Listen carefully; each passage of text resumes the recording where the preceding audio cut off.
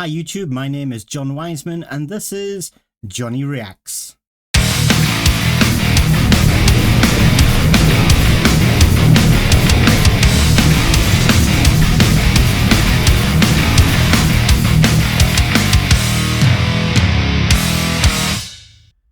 So I went to Foxfest yesterday, Sunday the 26th, and this is kind of like my little reaction to it. But before I tell you about that, I want to tell you a little story. On Saturday, I went to bed as usual, about 11 o'clock, I think it was. And then Sunday morning, about 3 o'clock, I wake up with the worst headache, sore throat, and feeling lousy. Now, I can't remember the last time I suffered from a cold, maybe, I don't know, sometime last year. But when I decide to go to a Babymetal concert, I get a cold. Anyway, I take tablets, go to bed, wake up in the morning about 7 AM and it's no better. Got a raging headache, my throat is red raw, I'm just feeling lousy.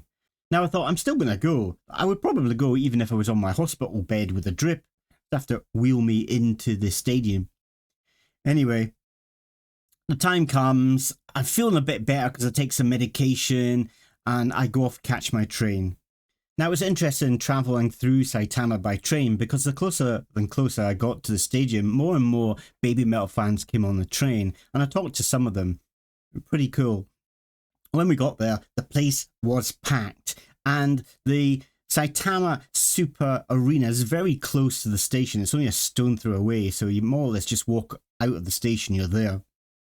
The first thing I do is buy myself some merch. So this is the t-shirt.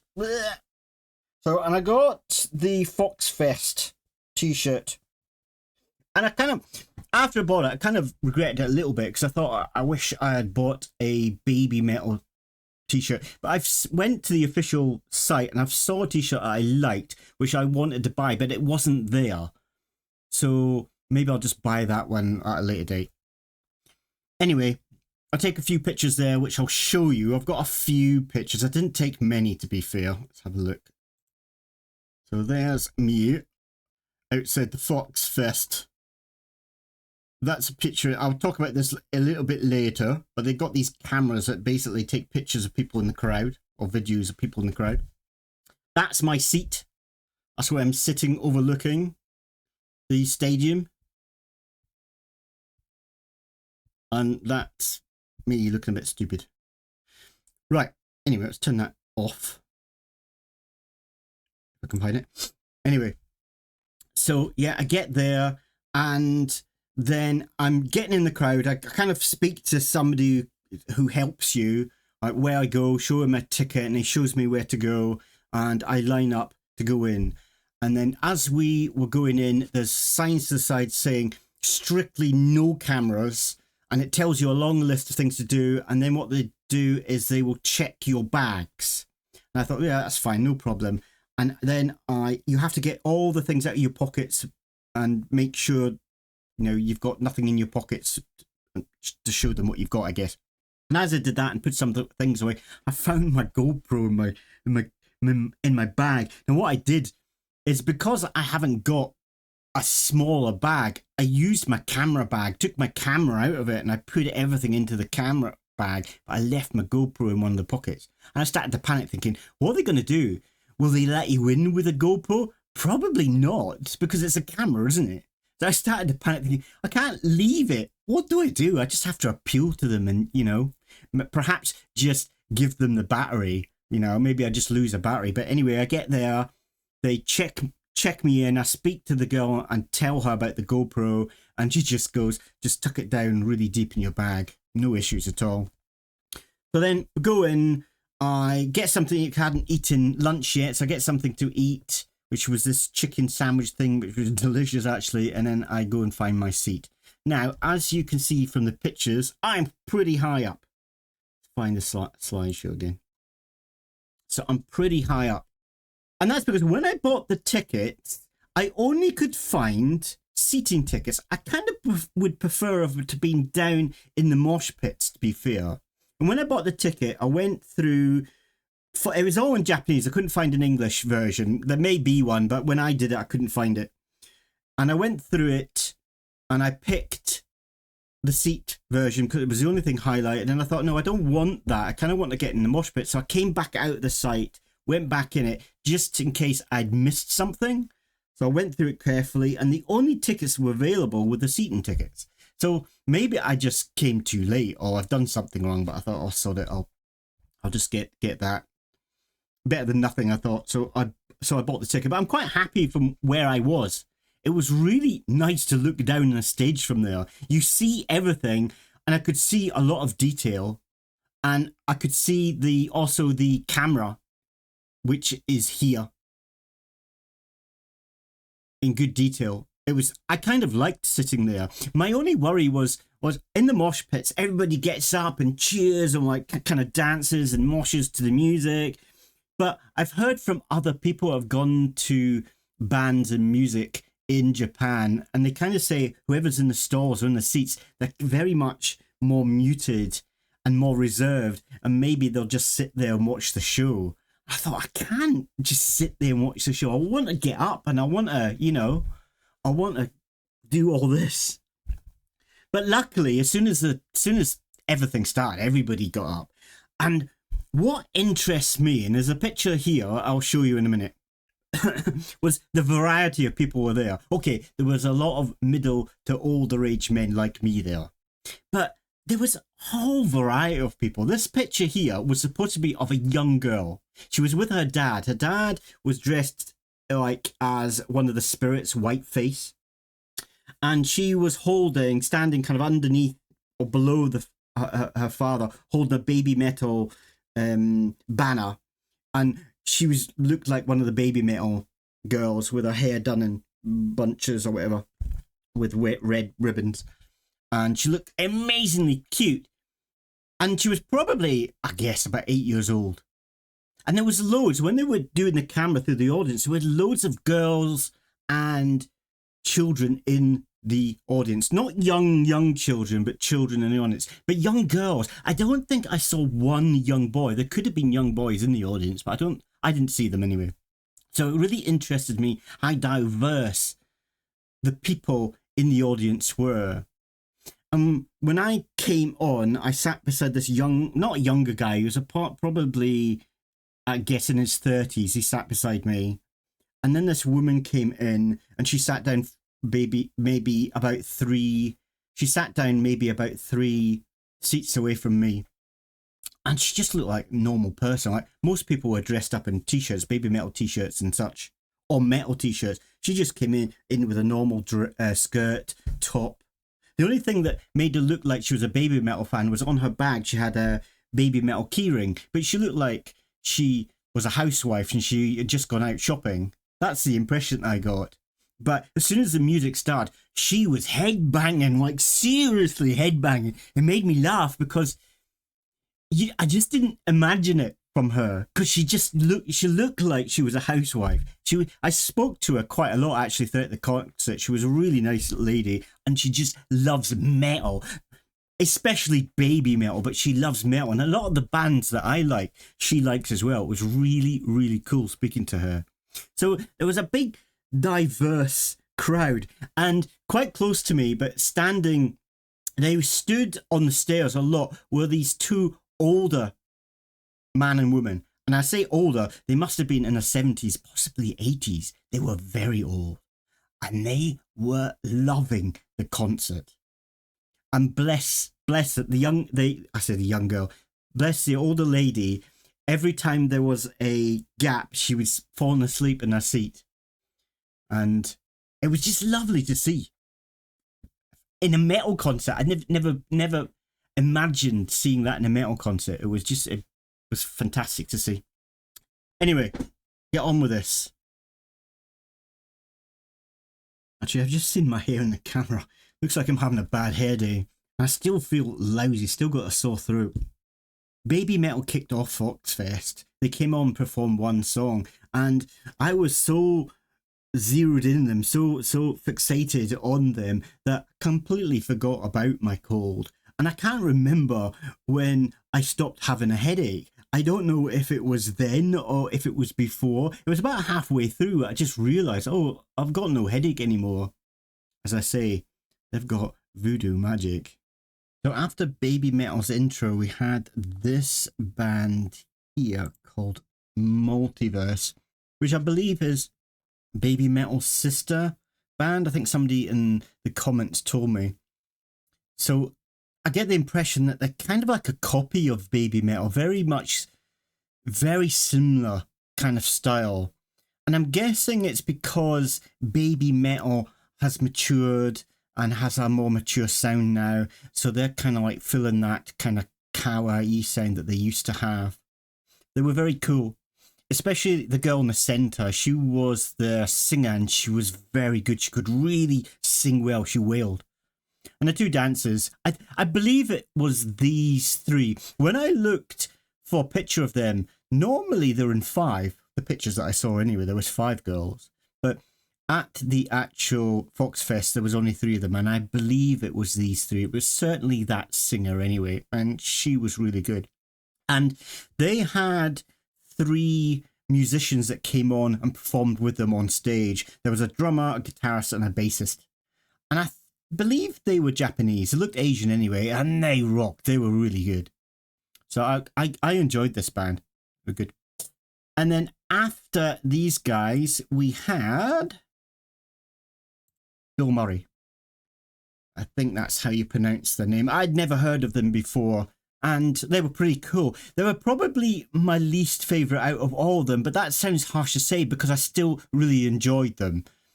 I'm not saying they were bad in any way. They were good, and they kind of mixed metal up with a saxophone. Now, the girl on the side, on the right-hand side, she played the sax, but it wasn't the same girl, I don't think. I'm not really sure.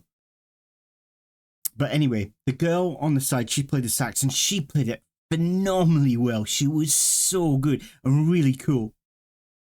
What I liked about this band is they seemed so thankful to be in Japan and playing at Fox Fest. Some bands I've seen kind of say, yeah, and we're happy to be here kind of thing. But you kind of feel like they say that probably wherever they go. But this band seemed generally grateful they were there in Japan and performing on that stage. And I really liked that about them. So after these guys, we had Polyphia. I think that's how you pronounce the name. I think so, Polyphia. They rocked. I loved this band. Their guitar playing was phenomenally good. I don't think they had any singers, and it seemed more like they did instrumental music. And maybe they did covers and mixed in other songs into what they were doing. But they were phenomenally good, especially the younger one sitting down, where he looks like the younger one anyway. Got the short hair sitting down. He was phenomenally good. I was just astounded by his guitar playing.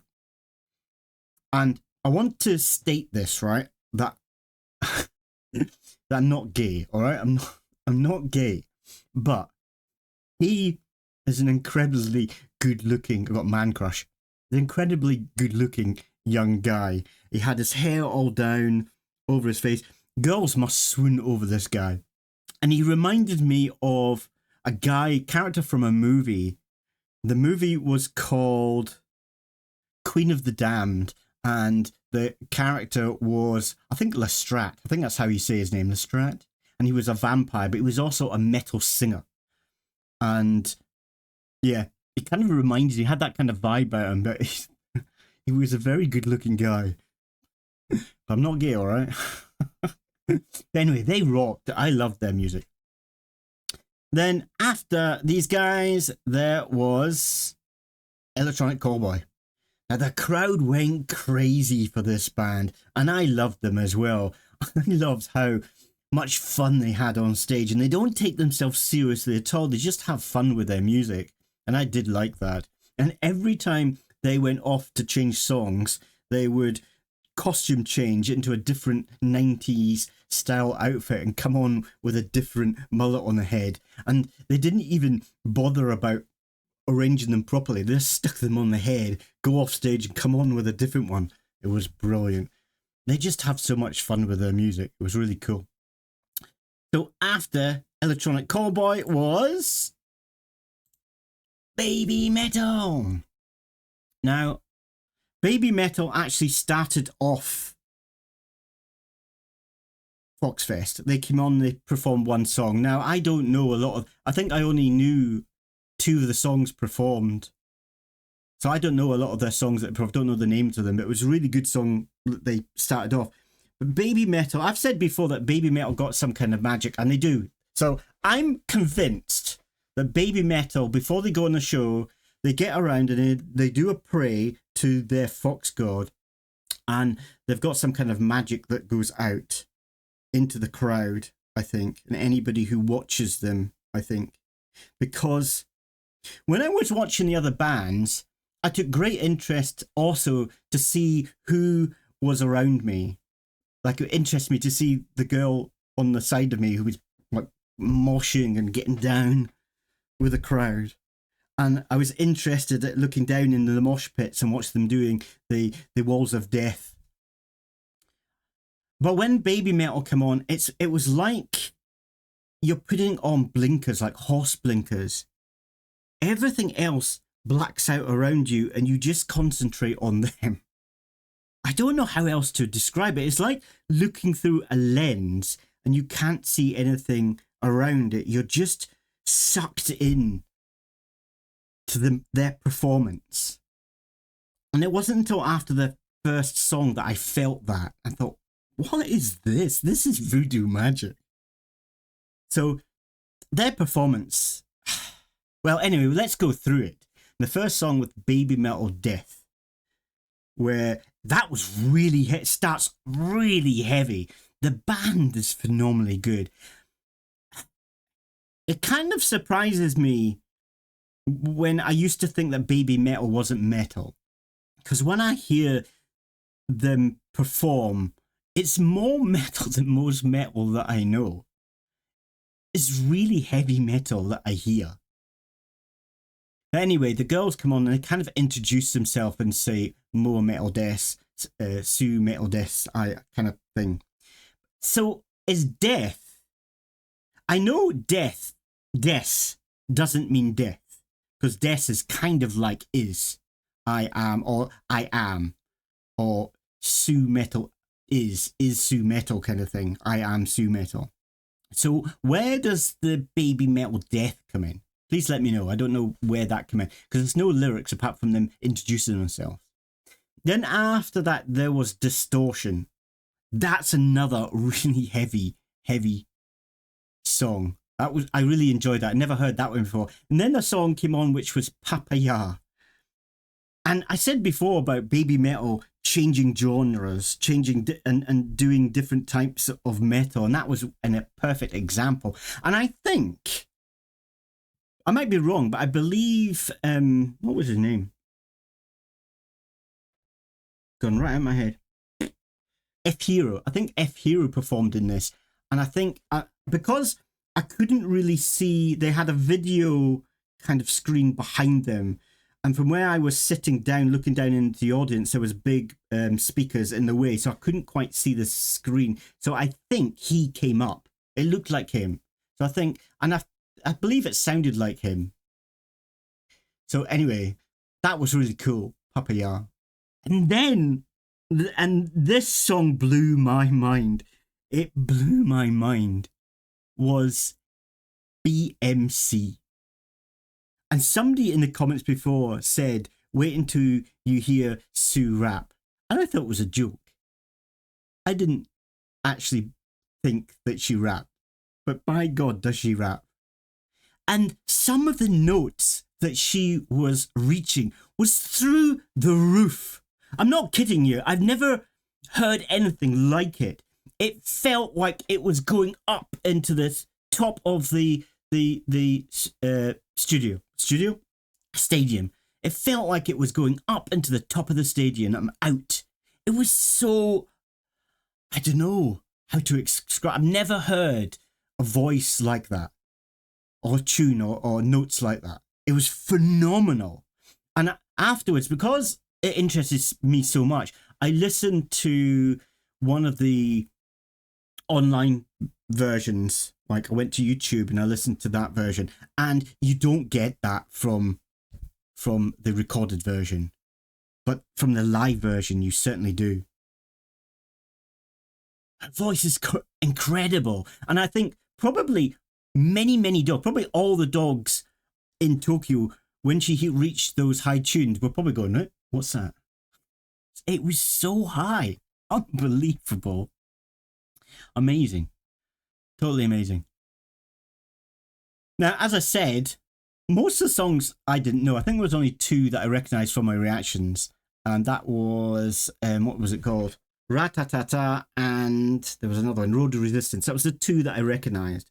All the other songs were all brand new to me, and I felt like, well, I really liked it, actually. I felt like maybe, perhaps I am quite rare for somebody to go to a Babymetal concert and never really heard much Babymetal before going.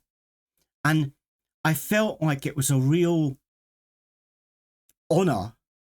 I don't know how to explain it. Honour, is that the right word? But I felt like it was a really special time to experience Babymetal live in a concert like that. To hear those songs in that format for the first time felt really special to me. I couldn't tell you the names of the songs. I'm reading the list here. I wouldn't have known the names of the songs, but it felt really special to me. So cool. Then after BMC, they had Brand New Day. That's a beautiful song. And the 2 members from Polyphia came on. Tim Henson and I forget the other guy's name, Scott something. And they performed with Babymetal, and they were phenomenally good.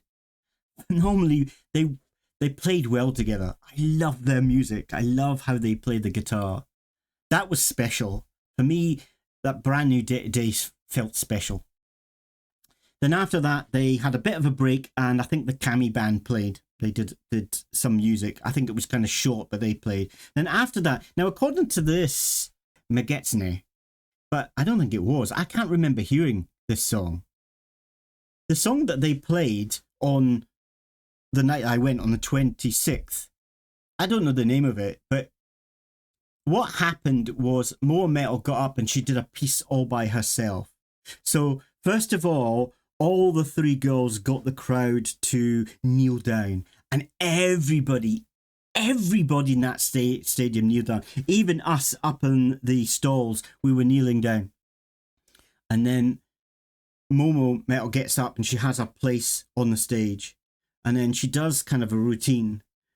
And then what makes me... There's little things that make me fall in love with a band. It's not just the music. But when I fall in love with a band... Like, I've fallen in love with Sue because she's a phenomenal singer. I've fallen in love with Moa because she's got an incredible smile, and I love the little dimple that forms.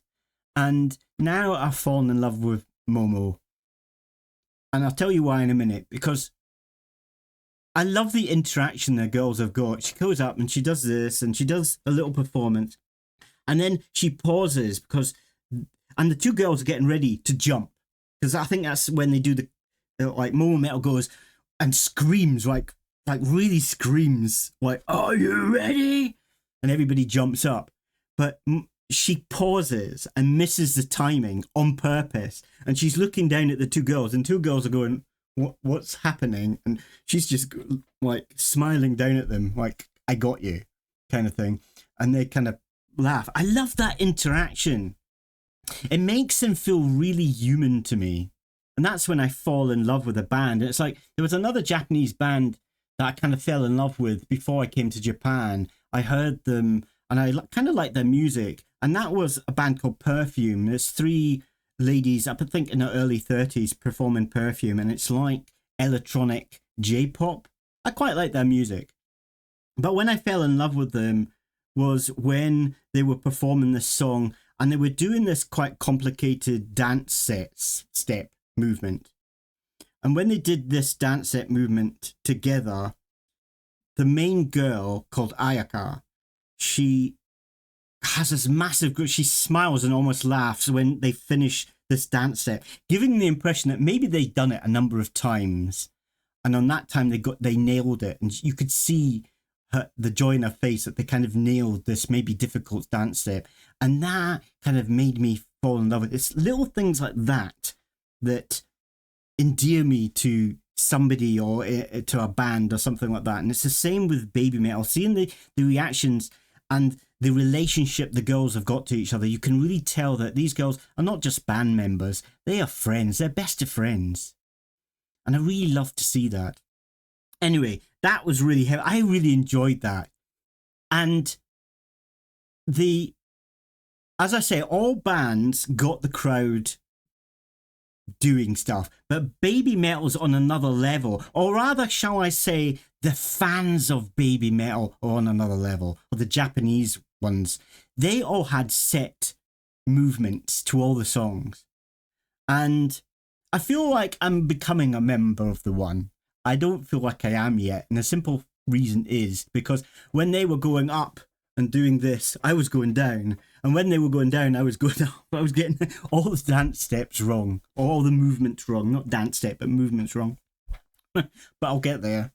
But yeah, that kind of amazed me at how much the fans love Babymetal. It was incredible. So the next song was Ratata, and everybody went mental for this. And I think that's one of my favourite songs I've heard. It's not the most favourite. My favourite one is Monochrome, I think, that what I've heard so far. Maybe there's more songs to listen to. They've got a lot of songs, so maybe there's going to be a different one that's going to be my favourite. But so far, Monochrome's my favourite. It's not just my favourite Babymetal. It's one of my favourite songs that I've heard. I really love that song. So anyway, after that was Ratatata, and what a performance! What a performance! It was incredible. All I can say, all the criticisms I've got is it was too short. They needed to do it twice. 3 times would have been best. But yeah, superb. Really loved both Babymetal's performance and Electronic Callboy's performance. They were brilliant.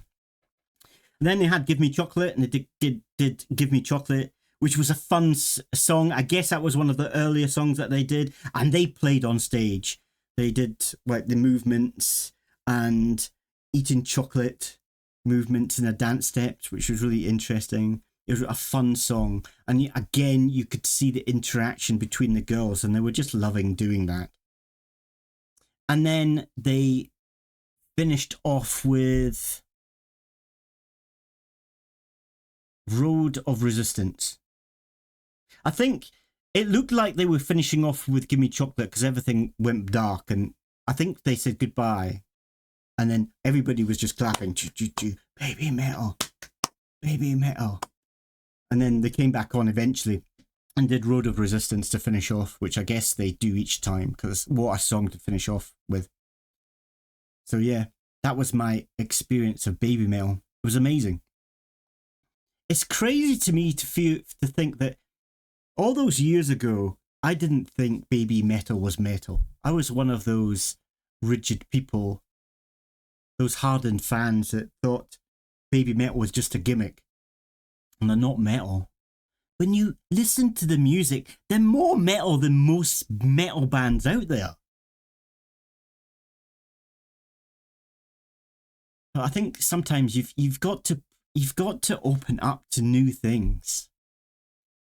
And even though I kind of thought they were just like, I thought there would be a flash in a pan and here today and gone tomorrow. That's what I thought. But, and saying that, I can remember thinking that I was pretty impressed that they created a new genre of music. That impressed me. Because you don't get much new anymore. Things are just kind of diluted and new things happen, but they're kind of influenced from other things. I felt like Babymetal was this freshness. And I don't know if it had a place in metal. I don't know if I kind of wanted kawaii metal. And I don't know how much peer pressure I was feeling at the time, because all my friends were also kind of like me. And I wonder, when we sat around the table and we discussed Babymetal and we kind of thought, well, Babymetal's not for us and it's not metal. I wonder who was secretly thinking I quite liked it, but was scared to say it in the group. I don't know. Was I one of them? I certainly felt, as I said, that they had opened up this new genre of music. But I didn't think that they would be popular around the world. I kind of thought they would be popular in Japan. But all around the world, I didn't think they would be popular, and I was very wrong about that. But now, I've kind of like listening to them, maybe with a more maturity on my shoulders, maybe, I don't know.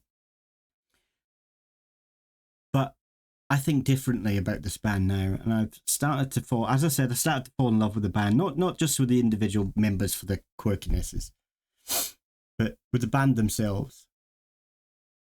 Because they are metal, and they're more metal than most. They've grown up in metal. You know, at a young age, they were introduced into metal, and maybe at first they didn't have a clue about metal. Maybe at first they were scared of metal. Maybe, I don't know. I think I would have been scared of metal at the age that they started off at. But they've grown up in that environment, and they must have listened to other metal bands. And to stay in that band for so long, they must have a love for metal. And I take my hat off to that. I respect them for that. Anyway, I've waffled on enough. So I'm going to say ta-ta for now, and see you next time. Bye.